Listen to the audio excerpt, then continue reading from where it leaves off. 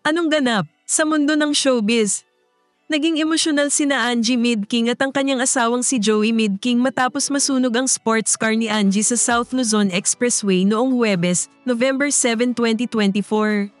Sa Instagram stories, ibinahagi ni Joey ang balita tungkol sa aksidente kung saan tumanggap siya ng tawag mula kay Angie na nagsasabing, "Hey, the car is on fire." Sinundo ni Joey si Angie sa isang restaurant kung saan nagpapasalamat sila sa isang Good Samaritan na tumulong kay Angie. Inilarawan ni Angie kung paano niya napansin ang sunog. Habang minamaneho ang kanyang bagong repair na Acura NSX sports car, may bumusina at humabol na driver, kaya napansin niyang may apoy na sa likod ng kanyang sasakyan.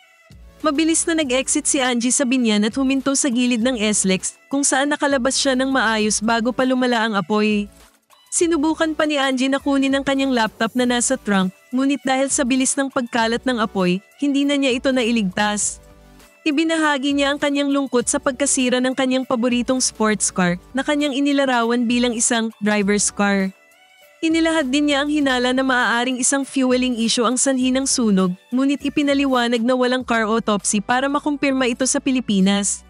Sa kabila ng pangyayari, malaki ang pasasalamat ni Angie sa kanyang kaligtasan at ipinahayag ni Joey ang kaginhawaan na ligtas ang kanyang asawa na sinagot naman ni Angie ng "I'm alive."